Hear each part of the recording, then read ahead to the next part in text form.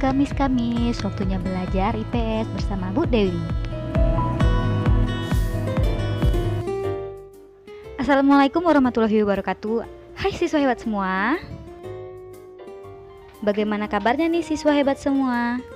Sebelumnya kita telah mempelajari periodisasi masa praaksara berdasarkan arkeologi dan geologinya. Kali ini kita akan melihat masa praaksara berdasarkan perkembangan kehidupan. Bagaimana bisa kita melihat perkembangan kehidupan pada masa praaksara? Ini bisa kita lihat dari 3 hal, yaitu kehidupan ekonomi, kehidupan sosial, dan kehidupan budayanya. Berdasarkan perkembangan kehidupannya, masa praaksara terbagi atas 3 periodisasi. Yang pertama adalah masa berburu dan mengumpulkan makanan. Masa ini terbagi pula menjadi 2 masa, yaitu masa berburu dan mengumpulkan makanan tingkat sederhana dan tingkat lanjut. Untuk masa berburu dan mengumpulkan makanan tingkat sederhana, ini diperkirakan semasa dengan zaman Paleolitikum, di mana kehidupan ekonomi masih sangat bergantung pada alam. Kemudian kebutuhan makanan dipenuhi dengan cara berburu dan meramu. Kehidupan sosialnya, masyarakat ini masih bersifat nomaden atau berpindah-pindah. Mereka bertempat tinggal di padang-padang rumput yang dikelilingi semak belukar yang sering dilalui binatang buruan dan di tepi pantai agar dapat mudah mendapatkan hewan buruan atau kerang-kerangan serta binatang laut lainnya untuk memenuhi kebutuhan mereka.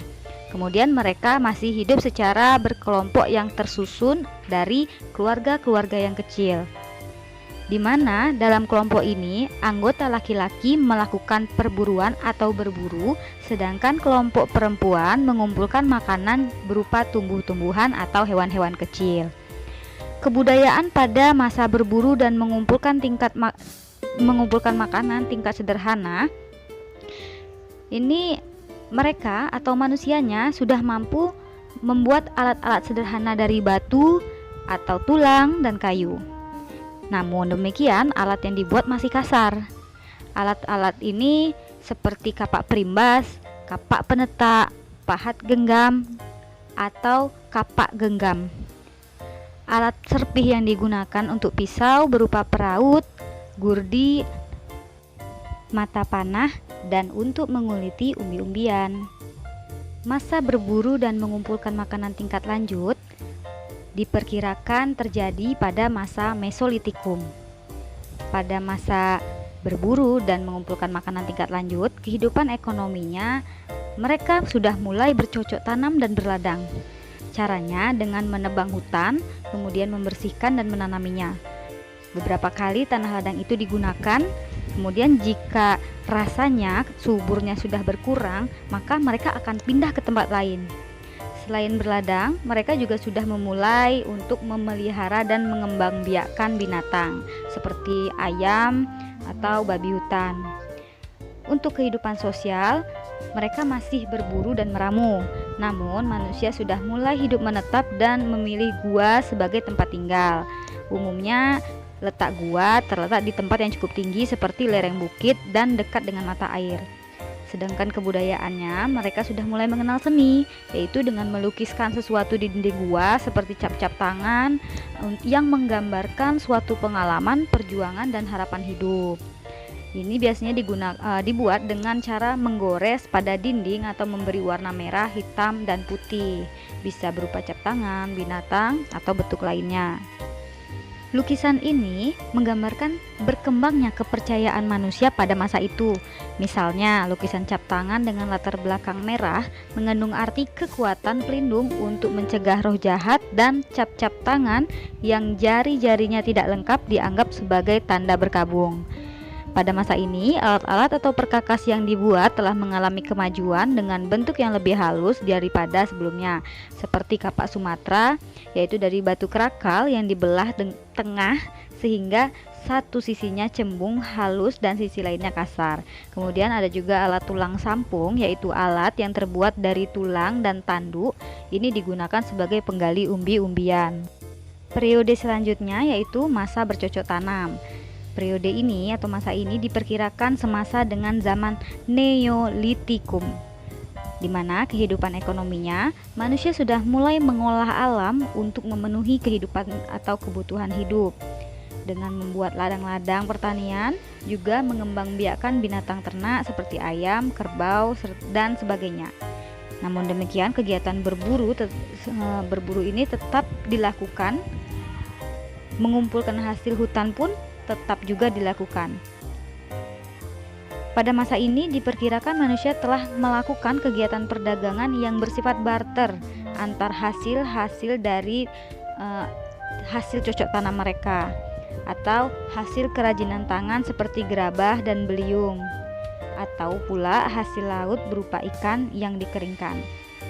Ikan yang dihasilkan oleh petani pantai sangat diperlukan oleh mereka yang bertempat tinggal di pedalaman. Kehidupan sosialnya, manusia telah hidup menetap pada masa bercocok tanam ini memberi kesempatan bagi manusia untuk menata kehidupan serta teratur dengan menetap di satu tempat dan membentuk masyarakat perkampungan. Nah, masyarakat ini telah didiami oleh beberapa keluarga dan dipimpin pula oleh kepala kampung yang dijabat oleh orang yang paling tua dan berwibawa. Kegiatan dalam perkampungan ini bertujuan untuk mencukupi kebutuhan bersama, dan hal ini mulai diatur dan dibagi antar anggota masyarakatnya. Seperti yang laki-laki melakukan kegiatan yang menghabiskan banyak tenaga seperti membabat hutan, menyiapkan ladang, kemudian membangun rumah atau membuat perahu. Sedangkan yang perempuan melakukan kegiatan menabur benih di ladang, merawat rumah, dan kegiatan lainnya yang tidak memerlukan tenaga yang besar. Untuk kehidupan kebudayaannya, manusia semakin mahir dalam membuat berbagai alat perkakas dengan halus dan beraneka ragam yang berfungsi untuk kegiatan sehari-hari, seperti perhiasan maupun upacara keagamaan, antara lain yaitu kapak persegi digunakan untuk mengerjakan kayu, menggarap tanah, dan alat upacara keagamaan. Kemudian ada kapak lonjong, ini digunakan untuk cangkul ataupun kapak biasa. Kemudian ada gerabah, ada juga alat pemukul kayu atau pemukul kulit kayu, dan perhiasan berupa gelang. Pada masa ini telah berkembang kepercayaan bahwa roh seseorang itu tidak lenyap pada saat meninggal dunia, melainkan roh ini dianggap mempunyai kehidupan di dalamnya sehingga diadakan upacara pada waktu penguburan. Orang yang meninggal dibekali berbagai macam barang keperluan sehari-hari seperti perhiasan dan periuk yang dikubur bersama-sama dengan maksud agar perjalanan mereka atau orang yang meninggal menuju alam arwah dan kehidupan selanjutnya terjamin sebaik-baiknya. Kemudian berkembang pula tradisi pendirian bangunan-bangunan megalitik atau bangunan besar batu.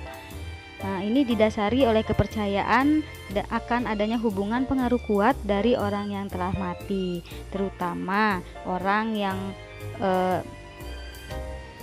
telah mati terhadap kesejahteraan masyarakat dan kesuburan tanaman.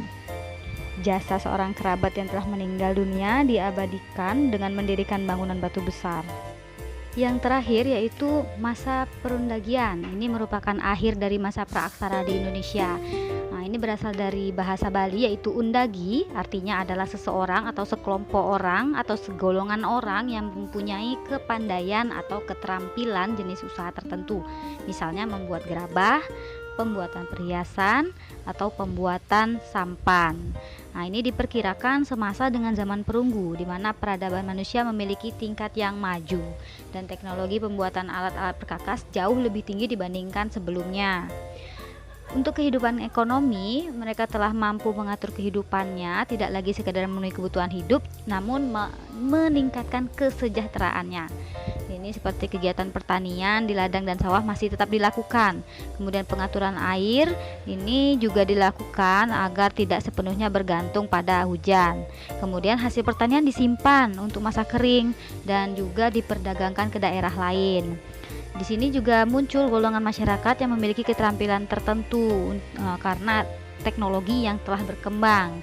Kemudian pada saat masa ini perdagangan masih bersifat barter namun telah menjangkau tempat-tempat yang jauh. Ini dilihat dari ditemukannya nekara di Selayar dan Kepulauan Kei yang dihiasi gambar-gambar binatang seperti gajah, merak, dan harimau. Untuk kehidupan sosial, masyarakat telah menetap di perkampungan yang lebih besar dan teratur.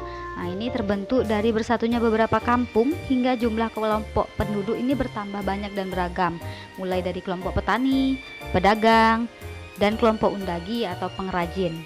Nah, kehidupan mereka sudah teratur, namun berburu binatang liar seperti harimau dan kijang masih tetap dilakukan. Nah, ini bukan untuk apa-apa, melainkan untuk menunjukkan tingkat keberanian dan kegagahan dalam suatu lingkungan masyarakat. Kemudian kehidupan budayanya, mereka sudah mulai mahir membuat berbagai peralatan dan berkakas yang terbuat dari logam yang digunakan untuk bertani, bertukang, kemudian peralatan rumah tangga, perhiasan, dan sebagai alat perlengkapan upacara dan pemujaan. Kepercayaan yang berkembang ini melanjutkan dari kepercayaan semasa sebelumnya, di mana masyarakat meyakini arwah nenek moyang berpengaruh dalam kehidupan selanjutnya.